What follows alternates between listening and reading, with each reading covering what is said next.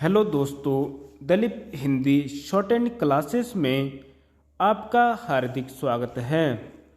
दोस्तों, आज की डिक्टेशन प्रीवियस पेपर से ली गई है। डिक्टेशन की गति 80 शब्द प्रति मिनट होगी। डिक्टेशन स्टार्ट करते हैं 5 सेकंड बाद।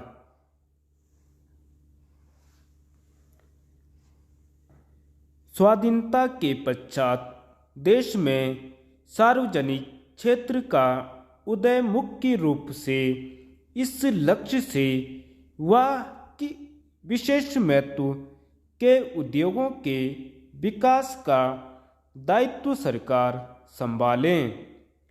उसी नीति के आधार पर गत दशक में अनेक महत्वपूर्ण क्षेत्रों में सरकार ने प्रवेश किया, लेकिन सरकारी क्षेत्र के विस्तार से केंद्रीकरण तथा एकाधिकार प्रवृत्तियों में न कमी हुई और न वृद्धि हुई है।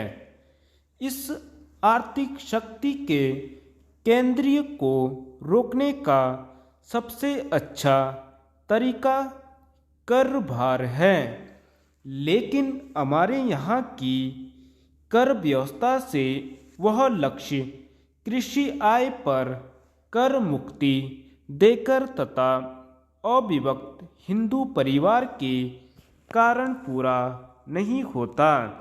लोग कर बचाने के लिए इन दो मुख्य स्थितियों की शरण लेकर कर बचा लेते हैं। इस संदर्भ में एक बात और भी ध्यान में रखी जानी चाहिए कि आय में जो असमानताएं हैं उससे केवल ऊपर वालों की गर्दन काटने से ही समाप्त नहीं होगी। असमानता मिटाने के लिए हमें और उत्पादन बढ़ाना होगा ताकि आम आदमी का जीवन स्तर ऊंचा हो सके।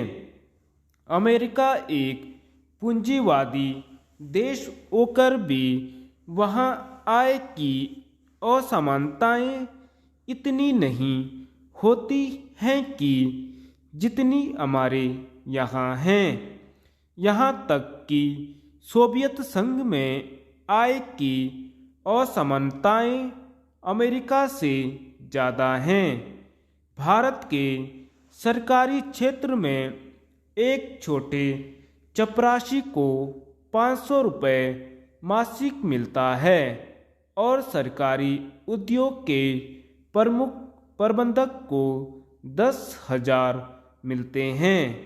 इस प्रकार सरकारी क्षेत्र में ही यह अंतर 20 गुना है, जबकि निजी क्षेत्र में तो यह अंतर सैकड़ों गुना तक है। लेकिन अमेरिका में यह अंतर 10 गुना से ज़्यादा नहीं है। सरकारी क्षेत्र के विस्तार ने ही निश्चित रूप से आर्थिक शक्ति के केंद्रीयकरण और एकाधिकार की प्रवृत्तियों के विरुद्ध एक विकल्प प्रस्तुत किया है, लेकिन यह विकल्प इतना शक्तिशाली नहीं बन पाया है कि केंद्रीकरण और एकाधिकार की प्रवृत्तियों को समाप्त कर दें।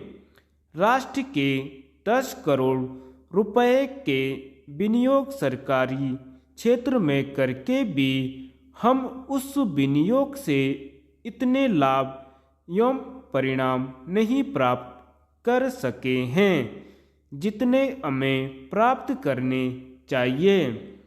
सरकारी क्षेत्र की इस दुर्दशा के अनेक कारण हैं, जिनमें मुख्य है कुशल प्रबंध का अभाव तथा लोगों में कठिन परिश्रम करने की नैतिक भावना की कमी। आज चारों ओर भ्रष्टाचार का बोलबाला है। छोटे से कर्मचारी से लेकर बड़े बड़े अफसरों तक में यह भ्रष्टाचार फैला हुआ है। आयोजित काम कराने के लिए भी घूस देनी पड़ती है, तभी वह कार्य होता है, नहीं तो लोगों को परेशान किया जाता है।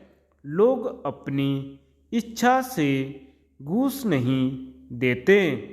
धन्यवाद।